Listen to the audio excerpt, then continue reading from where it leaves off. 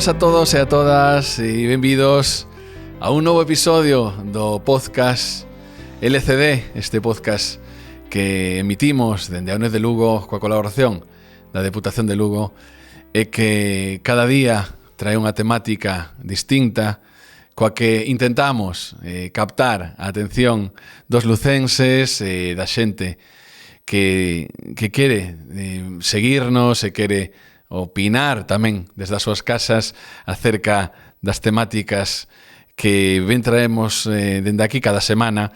E hoxe a temática vai centrarse no dereito, porque hoxe temos con nós a José Luís de Año. Ele xuíz, magistrado de primeira instancia do xulgado número 5 de Lugo, membro da Sala de Goberno do Tribunal Superior de Xustiza de Galiza e tamén presidente da Asociación en Galicia, da Asociación Profesional da Magistratura. Como estás, José Luís? Pois moi ben, moitas gracias por invitarme e boas tardes a todos. En primer lugar, sempre empezamos con unha pregunta que é moi directa para avivar a conversa. Hoxe gustaríame comezar preguntándoche que é o que te levou, que espertou en ti a carreira judicial e ser magistrado. Bueno, non é unha pregunta fácil. Eu non veño dunha familia de xuristas. De feito, na miña familia non hai ningún xurista. Meus pais se dedicaban a cousas completamente distintas. A miña irmá tampouco ten nada que ver. Non teño familiares cercanos. A realidade é que a decisión a tomei cando estaba estudiando na universidade. Eu estudiei Dereito na Universidade de Santiago.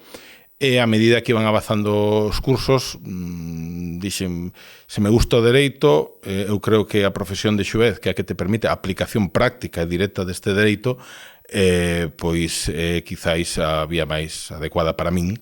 Unha vez pois rematemos a universidade, deixas de teorizar. A universidade española, polo menos cando eu estudiei no 96, era a Facultade de Dereito, era unha enseñanza eminentemente teórica. Tiña ganas de probar a aplicación práctica do dereito, que mellor que a carreira xudicial para darlle unha aplicación práctica a todos esos coñecementos teóricos que un memorizaba ao largo de 5 anos. Que principios consideras indispensables para impartir xustiza con equidade sen perder de vista o punto humán? Bueno, a arte de impartir xustiza fundamentase en varios principios. O básico é o respeto á lei e o cumprimento estricto da lei. É certo que os xueces teñen un principio, que é un principio peculiar, que non teñen o resto dos servidores públicos, o principio de independencia xudicial, non? Que é consecuencia de pertencer a un dos tres poderes do Estado.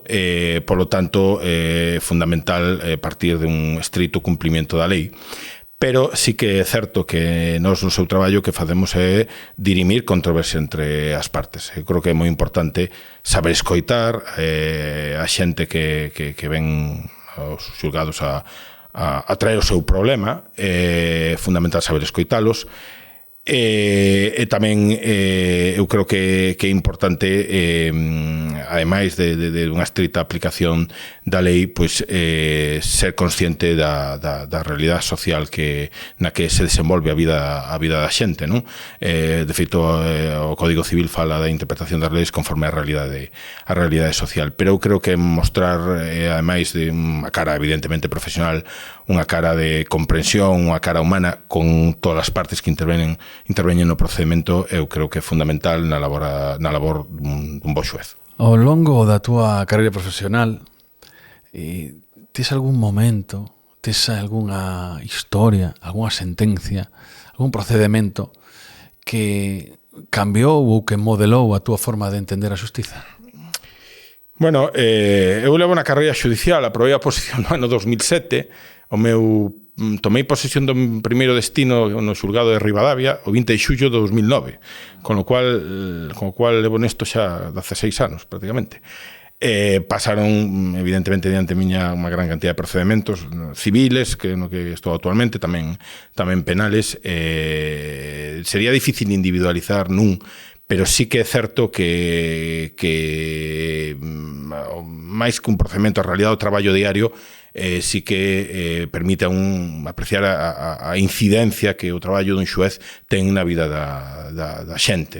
Eu lembrome procedementos relacionados coa protección de menores víctimas de maltrato.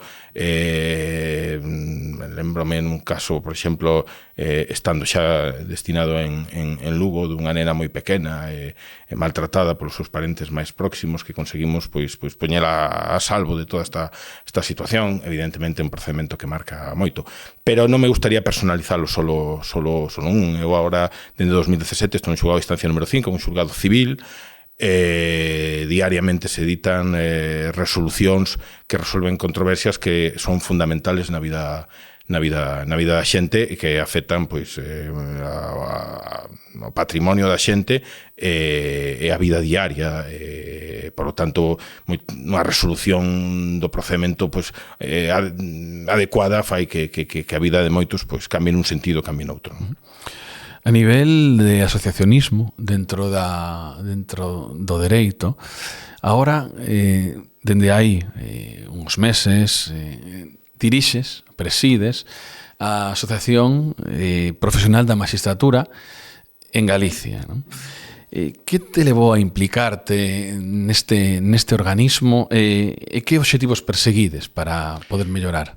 Bueno, vamos a ver, eu entrei na carreira xudicial, xa dixen, no 2009, levo asociado a APM dende 2011, o sea, xa gran parte da miña carreira estuve asociado aí, son o presidente en abril de 2024, que me levou a asociarme, a defensa de compartir un modelo de xuez que defende a APM, que é un xuez profesional, un xuez absolutamente independente no exercicio do seu traballo, non?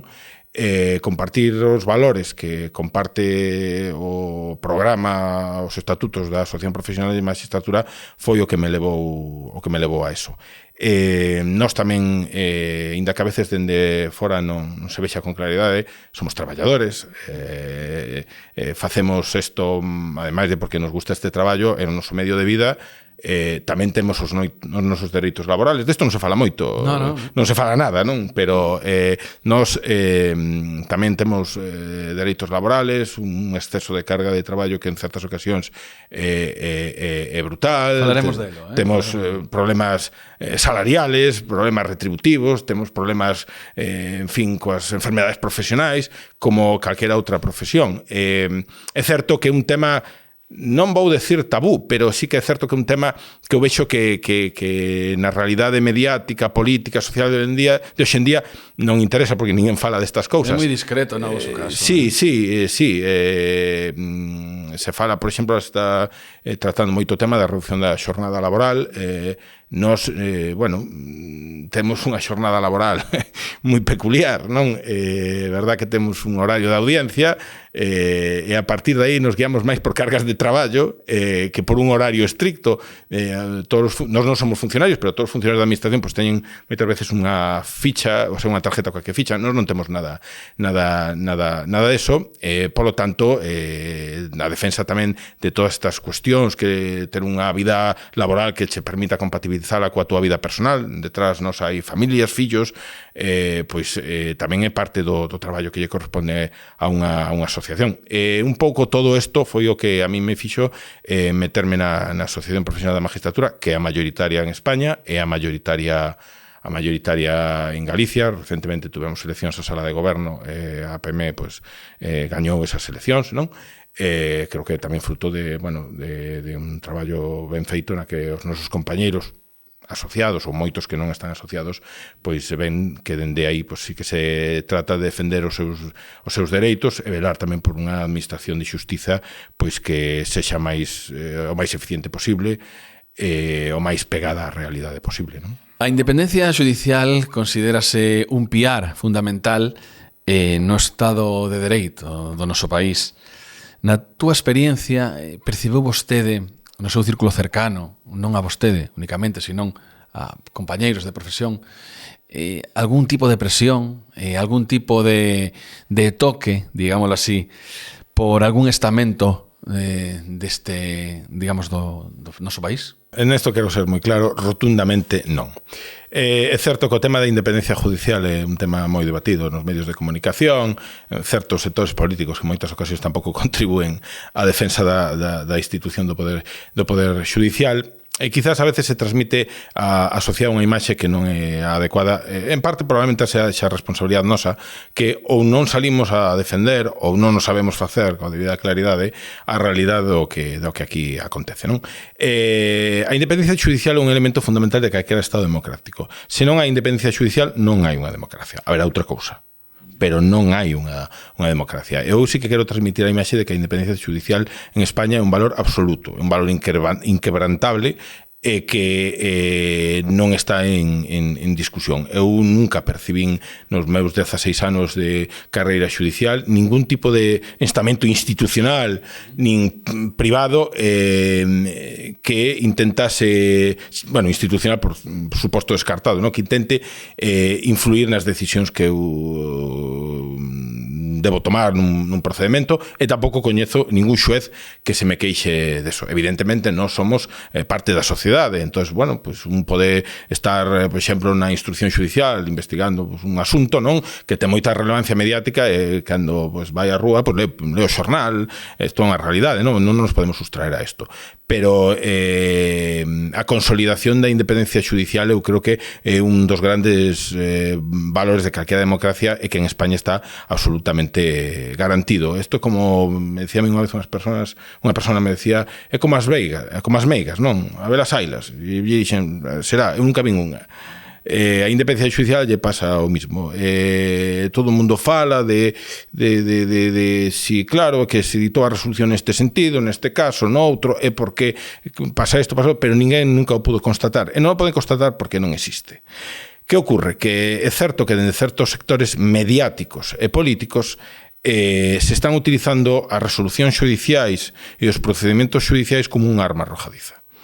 A base de bombardear a población con este tipo de mensaxes en ocasións acaban calando, pero non responde a realidade. Se en España non existise independencia judicial, nós non coñeceríamos os 3 casos de corrupción que nos últimos anos coñecimos, con personas moi relevantes deste país implicadas neles, algunos deles condenados a largas penas de prisión.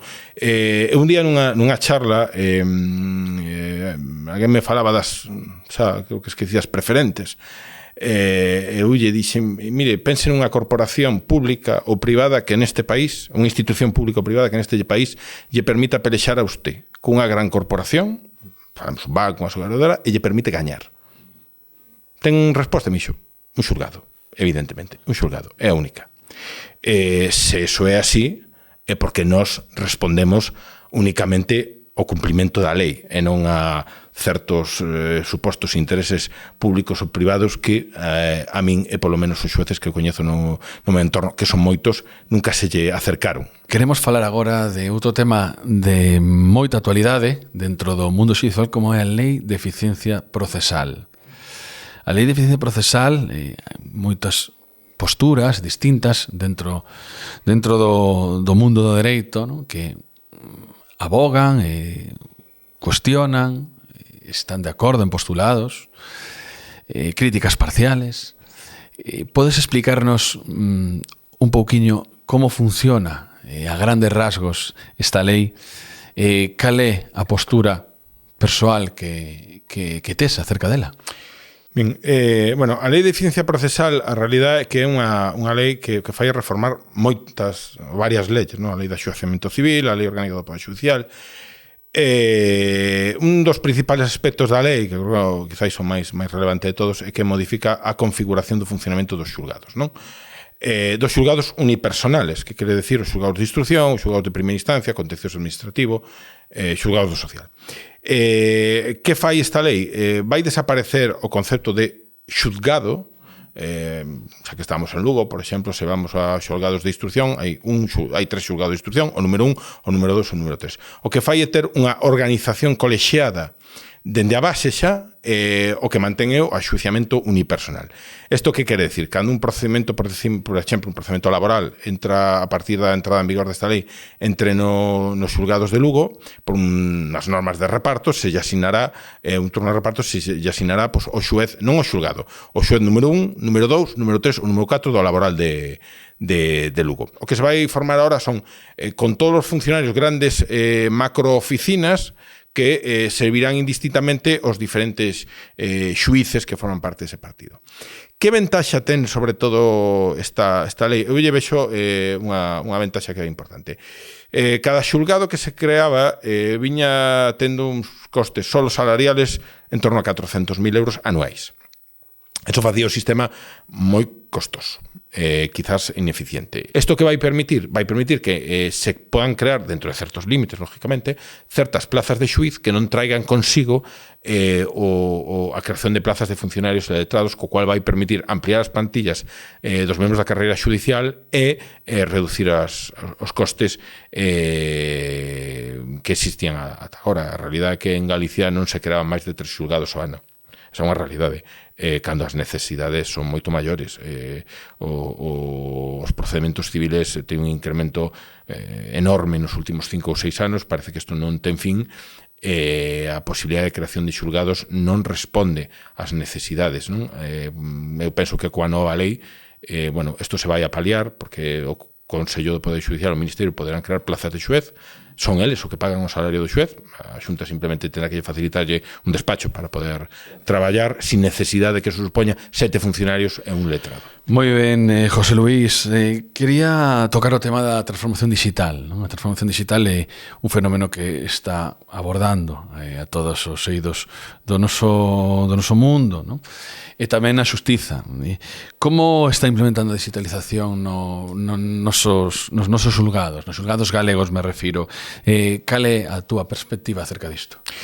Bueno, os xulgados, en fin, forman parte da realidade social. A transformación digital eu creo que é algo que está tocando diferentes sectores e os xulgados non podían ser alleos. É unha labor que levamos xa dende fai anos.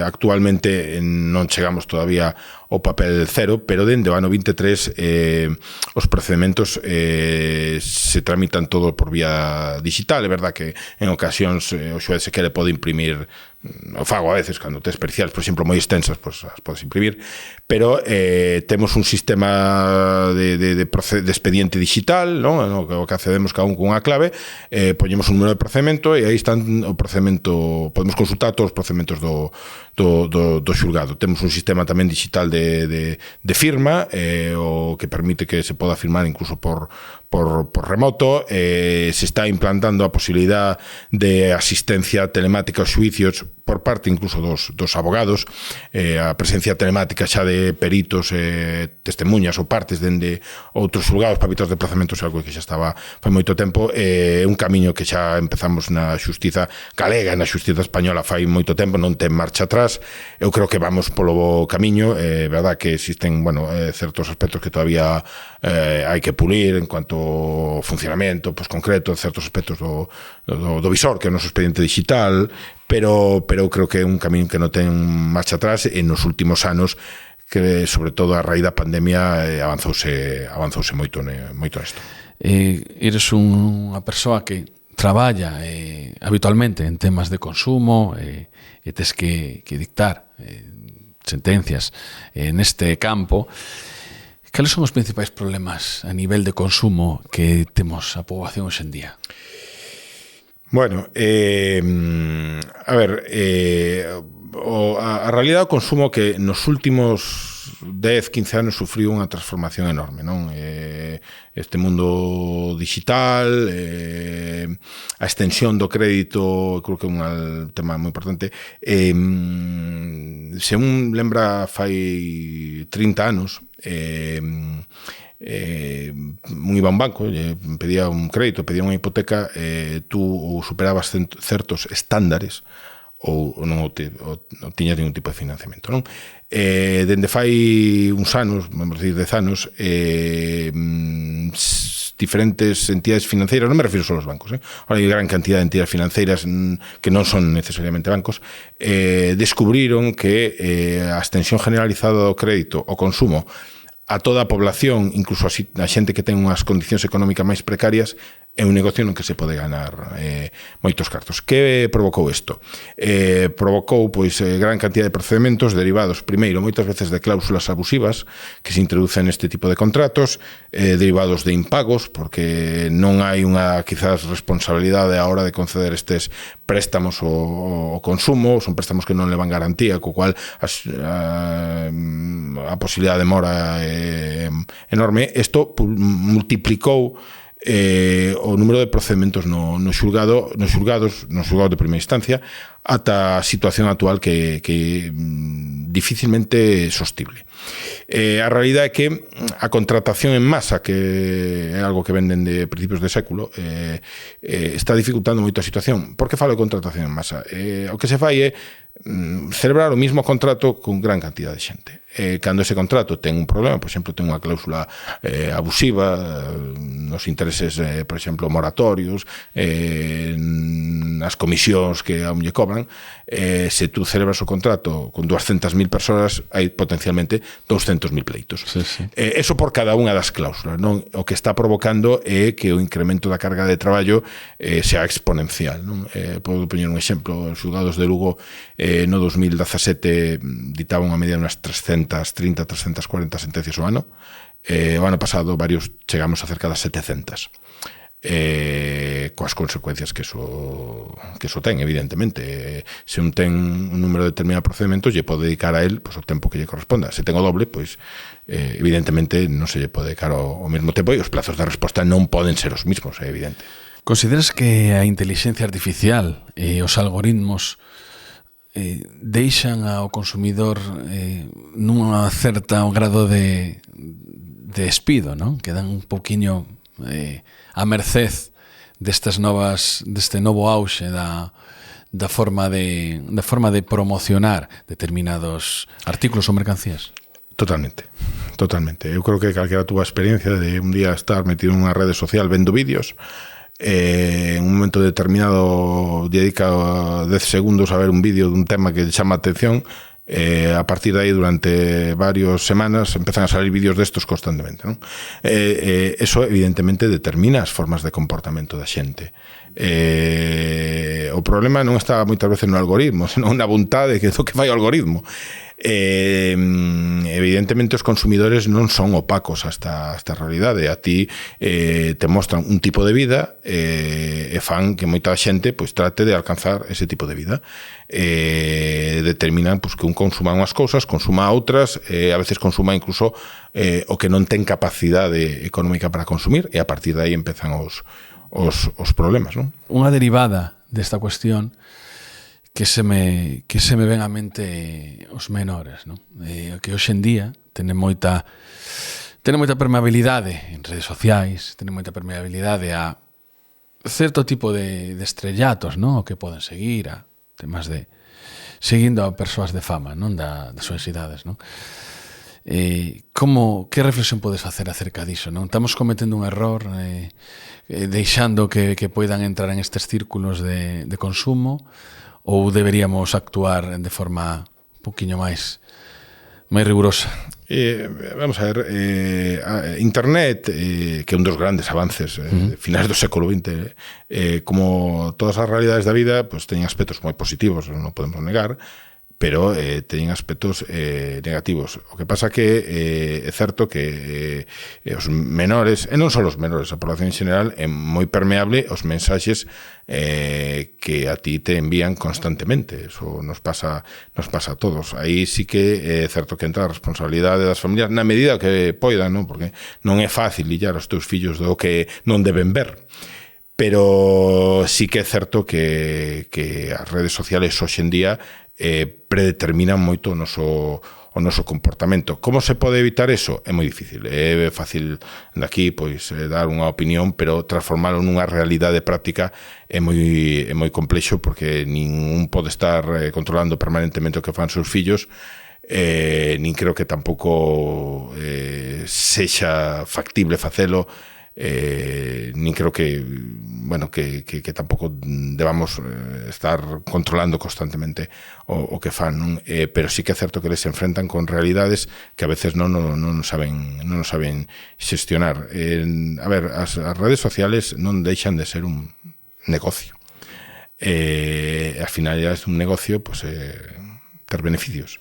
Entonces, evidentemente, elas acaban transmitindo o que a xente máis permeable a percibir, non? O que pasa que sí que é certo que cando tú todavía non tes as túas capacidades valorativas formadas, tes un perigo que evidentemente non ten outra persona. Isto está traendo consigo cambios culturales. Eu teño unha anécdota de un amigo meu que é abogado que quería que o seu fillo que estudiou Dereito pues se dedicase ao mundo da abogacía e o fillo dixo, no, yo lo que quiero es ser trader. O sea, esos que compran e venden rápido na bolsa. Un pode ver calquera rede social está chea. Están avasallando. Chea de xente que vive en mansións ou supostamente vive en mansións de media dúcia de coches, o máis barato vale 100.000 euros e todo fixo comprando e vendendo en bolsa. Pero o que a veces se olvidan de decir é que na bolsa hai unha máxima que é impepinable, que para ganar un ten que perder outro. Sí. Ao final, esta xente, está demostrado, eu teño un certo coñecemento desto, que esta xente é mellor comunicadora que trader neste caso, non? Entonces, seguramente que sí, non? A xente que chega aí e que observas en redes e que leva as visualizacións, son xente que ten moi ben montado un concepto de comunicador, de como viven e de como gañan. Pero seguramente non sexa de gañalo polos seus coñecementos de bolsa económicos. Un negocio. Nesto participan incluso as plataformas de compra e venta de accións con comisión moi baixa que teñen a súa publicidade. Pero había un estudo que decía que o 90% dos que se meten a facer na bolsa de traders, o sea, de comprar valores e vendelos rápidos, perdían cartos. Sí, sin duda ninguna. Logo hai algúns que ganan moitos. Generalmente o que perden ese 90%. Consideres algún cambio legislativo urxente na materia de protección ao consumidor? Crees que estamos suficientemente legislados ou crees que necesitaríamos un avance neste eido? Bueno, a legislación de consumo nos últimos 30 anos eu creo que é unha das que máis avances tuvo no que é no mundo xurídico.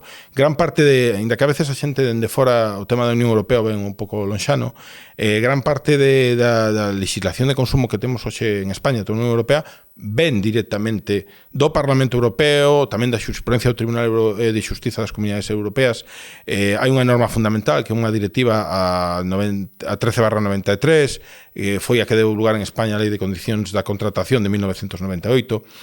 Inda que eu creo que o consumidor en España e en Europa en xeral moi protegido, esa é a realidade. Se quedou igual unha mensaxe un pouco contraria ao que se percibe por aí. Eu animo a xente que lle bote un vistazo á Lei de Defensa dos Consumidores Usuarios do 2007 ou á Lei de Condicións Generais da Contratación, ou simplemente poña en Google protección del consumidor, poderá ver a gran cantidad de resolucións dos tribunales de xustiza españoles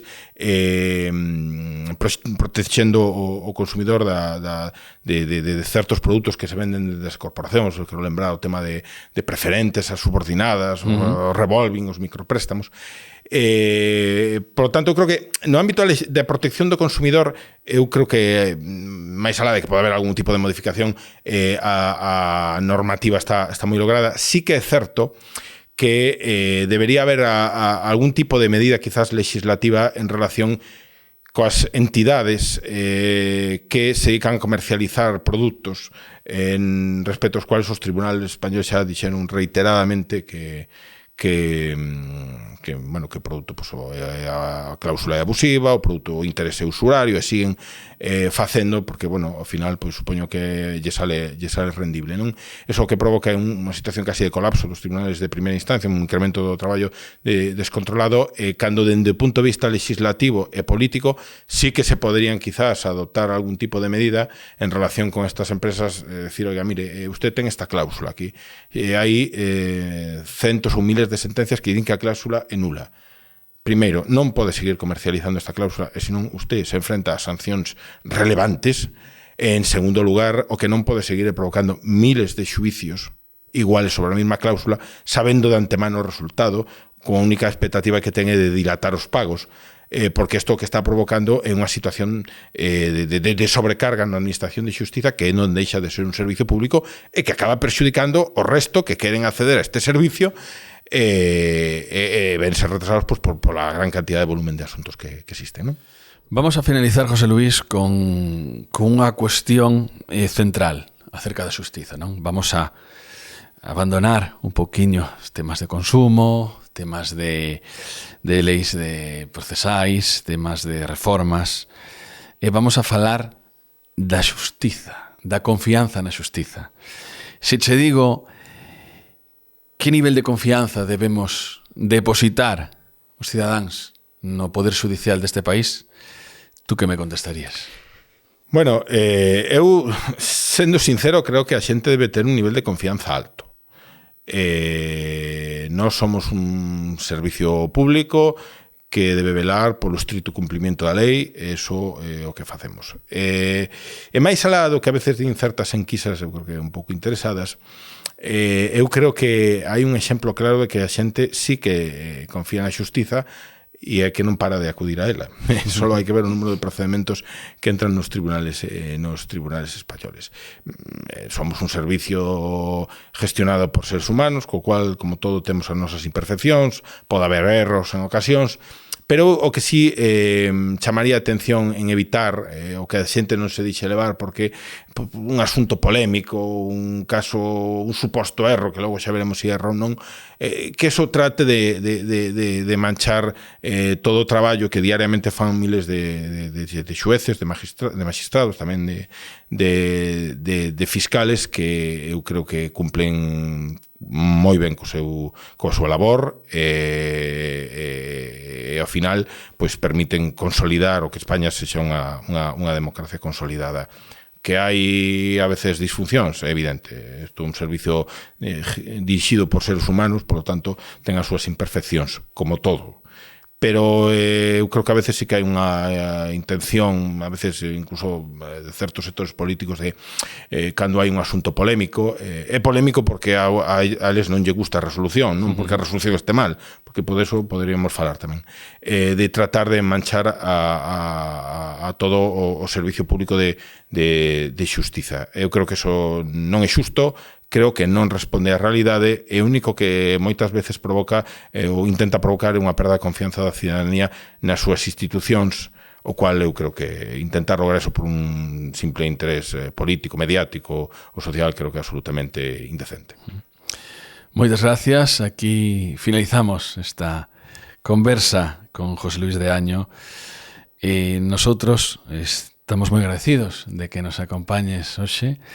E tamén queremos enviar un mensaxe con ese tipo de conversas de que aquí, dende a universidade, dende un templo do coñecemento, queremos tratar todas as temáticas que teñan que ver co social e co cultural que incidan na nosa población, da provincia de Lugo, que nos debemos, que queremos abrirlle xanelas onde poidan albiscar novas luces acerca nos temas que lles afectan diariamente e que se poden facilitar un pouquiño a vida ou que se poden abrir unha esperanza en determinado cariz da súa vida, pois para nosotros é un placer. Nada máis, quero agradecerche de novo que estés con nós. Seguiremos véndonos e falando de temas do dereito. Pois moitas gracias por invitarme, ata cando queirades.